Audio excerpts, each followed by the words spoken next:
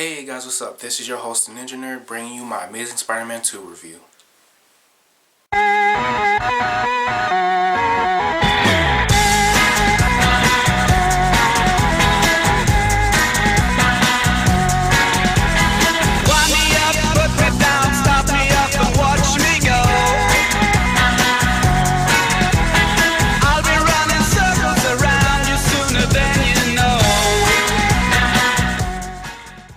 Alright, so guys, before we get into it, I want to let you guys know ahead of time that this video will contain spoilers. So if you have not yet seen The Amazing Spider-Man 2 yet, I highly recommend you go see The Amazing Spider-Man 2. Come back and watch my review, because once again, this video will contain spoilers. So if you're a person who doesn't mind spoilers, then by all means, keep watching. Alright, so my overall opinion of the film, I enjoyed it. I really did. I'll say I enjoyed this movie, The Amazing Spider-Man 2, much better than I actually did The Amazing Spider-Man 1. Now, that's not to say that The Amazing Spider-Man 2 doesn't have its problems, because it does. Overall, I really did enjoy the film.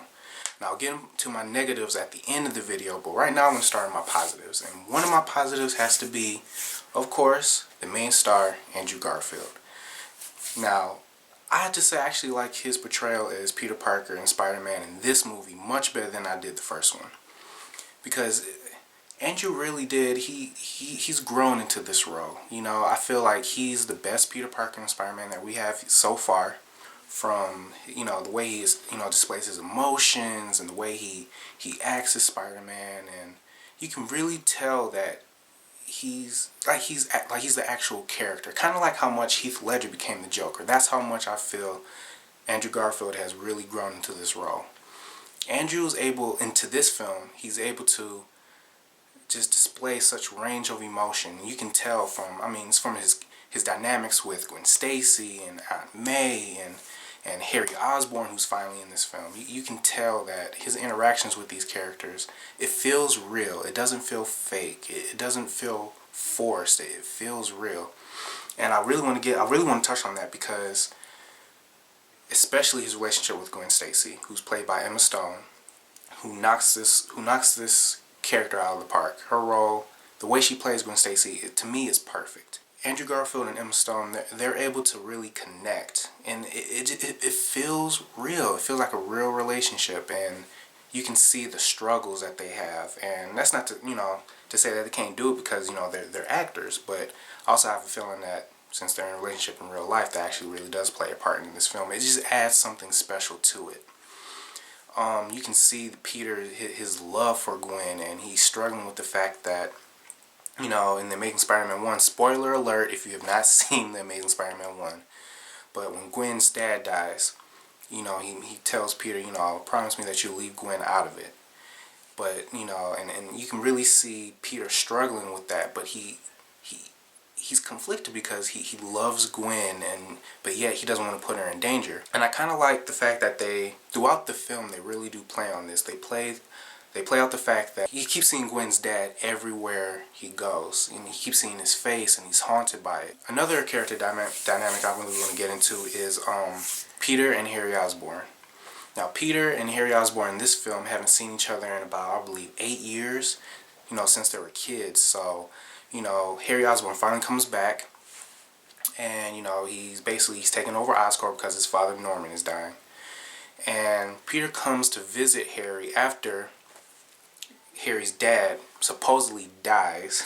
So he comes back and he visits Harry, and you can tell it's one particular scene that I loved seeing between these two characters, is that they're standing basically in a hall. They really don't say too much. When they do talk, it's not really much of a conversation, because they haven't seen each other in 8 years. So it feels cold. It feels like there's some tension there. Peter's getting ready to leave, and, you know, Harry cracks a joke because he realizes, like, wait, you know, this is my best friend. So Peter, he turns around and, you know, he starts to smile, and he's like, there it is. So, and just right there, just from a flip of a switch, it went from cold, hard tension to just like a light mood. It felt real. Their friendship feels real. And I love that about the film. And it plays out through the film kinda until the end, but I'll get on that in a little bit. Now, Peter Parker and Aunt May. Now, Aunt May is played by Sally Fields in this film. She does a pretty good job as Aunt May. I actually like her as Aunt May. Their relationship I love better in this movie than I have in any other Spider-Man movie. Aunt May in this film is really, she's struggling too. She is trying to make ends meet. She's trying to put Peter through college. She really doesn't know how to do as much now since the death of Uncle Ben. You know, she doesn't really know how to do much without him. And you can really tell she's struggling, and she's also withholding secrets from Peter about his parents. And you know, there's one particular scene that I loved, and Aunt May's in Peter's bedroom, and Peter is going on and on about his, you know, basically his dad, and Aunt May is like, you know, can't believe, you know, I don't understand why you're going on and on about your perfect father, you know, he left you here, you know, she's like, you're mine, you're my boy, you know, I raised you, I did all this, because she really cares for Peter. It's so heartfelt because Peter, you know, he gets down on his knees and he's telling Aunt May that, look, I understand, you know, you're my aunt, you took care of me, I love you, you're my everything, and it's so powerful. I have to give credit to Sally Fields and Andrew Garfield. They projected such emotion on screen. It was amazing. Another character dynamic is Harry Osborn and his father Norman. Harry's sitting in Norman's room, and basically, and this is what I loved about the film, particularly because it showed Harry's and Norman's their struggling relationship between father and son, and I love that. Much better than I actually did in Sam Raimi's Spider-Man between William Dafoe and James Franco. In just one scene, they nailed it because Harry hasn't seen his father in years, and so he finally comes back. And Norman was saying, you know, you have such great intelligence and you're just wasting it and throwing it all away and blah blah blah and all this, basically, you know, and just belittling Harry, and it's amazing just that one scene they captured, just, you know, that relationship dynamic between the two that they actually have in the comic books. And you know, Harry was saying that you sent me away and you're never there, and stuff like that is what I get, especially with Dane DeHaan's performance as Harry Osborn. He is able to pull this character off well, so much better. I actually like his performance much better than James Franco's Harry Osborn. Dane DeHaan, great actor. I mean, he's able to bring so much to this role, and so much so actually that I would love to see more of that actually carry on to the film. Probably on to the next film, which we will see him in. But I mean, his acting ranges, he's able to go from, you know, this charismatic, cool, suave, rich kid to also just, from a flip of a switch, just this angry, frustrated kid, you know, who's been sent away, you know. And basically, in a way, you can kind of think of it, he's kind of an outcast as well, because he really didn't grow up with any friends, you know, just like Peter. You know, all his life he's basically been living this rich life, but really without any friends. Because there's one particular scene where Harry meets Spider-Man because Harry needs basically Spider-Man's blood to survive, because Harry Osborn is dying from a genetic disease that's passed down from father to son. And there's one scene where Harry was you know, saying, what do you need? What can I get you? In order for Spider-Man to give him his blood, he was like, what do you need? Money.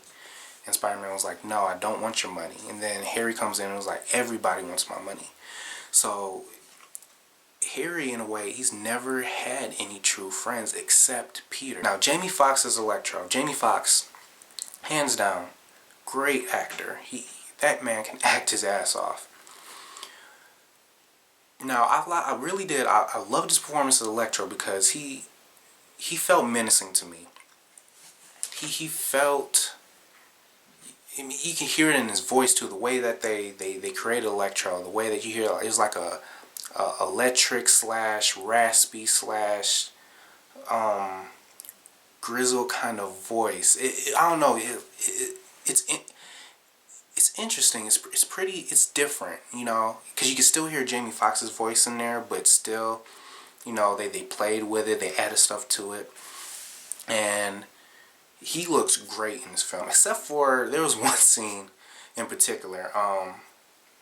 It's close to the end of the film. It's the the big battle between him and Spider-Man, and he's floating in the air, and it looks fake.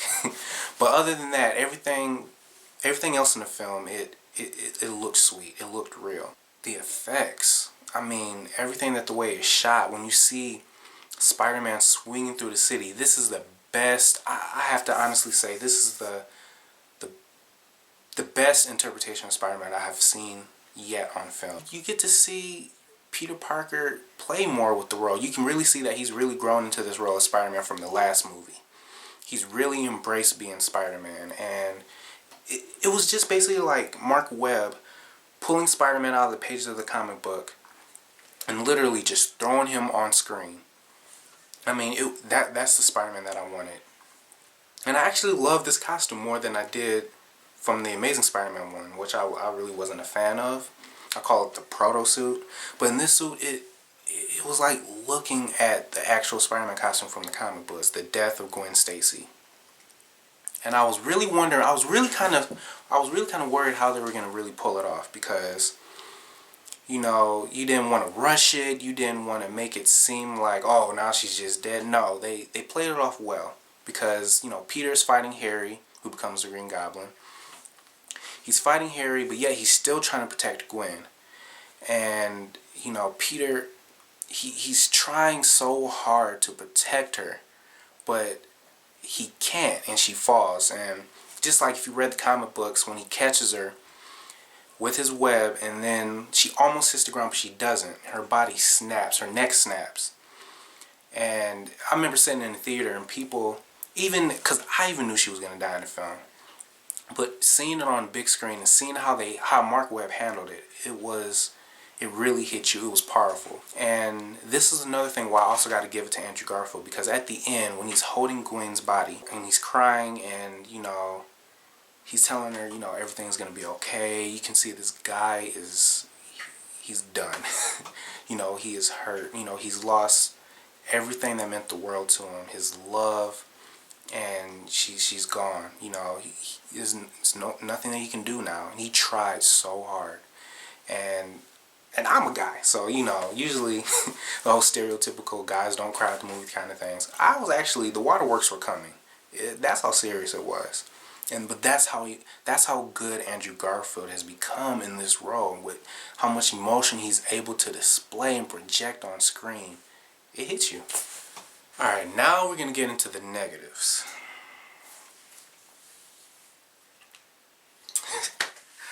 Okay, now before this movie came out, casting, of course with films, casting is a big thing. And one day news broke out that Paul Giamatti was going to play the Rhino. I was extremely excited because, it's Paul Giamatti. You know what I mean? You just don't go get someone of the caliber of a Paul Giamatti and just have him in the film for about, altogether, total, 7 minutes? Now, his role as the Rhino, to me, it was unnecessary. Honestly, he was annoying to me. Because literally all his dialogue is just yelling and screaming, and you can tell that he's really, really dumb. A dumb villain, which he is kind of like in the comics. But to me, he was just annoying. The role was unnecessary, and I kind of feel like it was a waste almost to basically have someone of a Paul Giamatti in this film, just to have him in there a total 7 minutes, and all he does is scream and shout. So therefore, to me, it was just unnecessary. They could have just, and I know they're trying to basically build up this movie to kind of, lead into Amazing Spider-Man 3, and then we're getting Sinister 6, but you could have just left that part out and just saved him later. The other negative was Dane DeHaan as the Green Goblin. Like I said earlier, one of my positives was the character dynamic between Peter and Harry. What Andrew and Dane were able to do, like I said, they felt, the relationship felt real. It didn't feel fake. They felt like they were actually brothers. And I loved their friendship. I love their relationship with each other because they were so, so close, and I would have loved to see more of that in this film, carrying on all as well into the next film. I think it would have been much better and smarter if they did that instead of Harry's relationship turning sour. I mean, just like that with Peter, because Harry is dying, so he needs Spider-Man's blood. So he's asking Peter basically to, hey, Spider-Man because you take pictures of him. Can you ask him if he can, give me some of his blood? To me, it felt rushed. It felt a little forced. And I know they were trying to, hurry up and get him as the Green Goblin, but it just felt rushed to me. It felt like, okay, show their relationship turning sour a little bit into the next film, but I would just love to see more of their relationship and friendship carry on through this film. Another negative of mine is Jamie Foxx. Alright, now, like I said, my positive was Jamie Foxx as Electro, but Jamie Foxx as Max Dillon? I wasn't feeling it. I know they were trying to go for the whole outcast, loner look, but I just really wasn't feeling his portrayal as Max Dillon. To me, it was like the writers didn't know how to write Max Dillon. It's like they didn't know what to do with his character. It was almost like the writers went home one day, flipping through channels, saw Batman Forever, saw Jim Carrey's portrayal as Edward Nygma, aka the Riddler. That's how we're gonna portray Jamie Foxx's character on screen. He's gonna be just like Edward Nygma, because that's who he reminded me of. He reminded me of Edward Nygma from Batman Forever, just with a bad comb over and a gap in his tooth. The score and the soundtrack of the film. Now, in some places, the score, it fits, and in some other cases, it doesn't.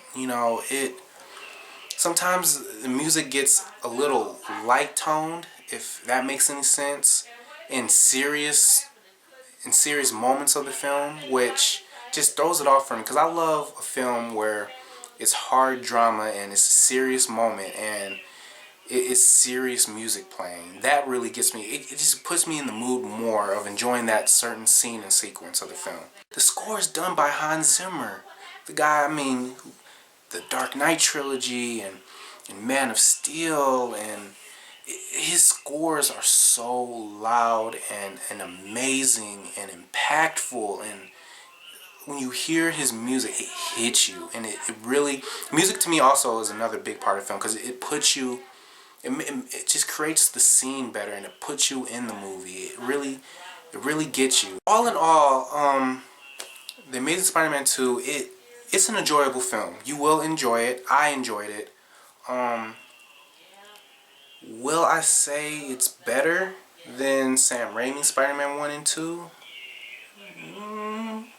No. But it's still an enjoyable film, guys. It really is. Overall, on a scale from 1 to 10, I would give it maybe a 7. Alright, I'll be generous. 7.5. Alright guys, so that's it. That's my Amazing Spider-Man 2 review. I'm your host, The Ninja Nerd. Please guys, if you like what you've seen here, like, comment, subscribe. My links at the bottom for my Twitter and Facebook will be in the description. So if you guys want to tweet me, DM me, inbox me, send me a comment on Facebook, whatever. Peace out.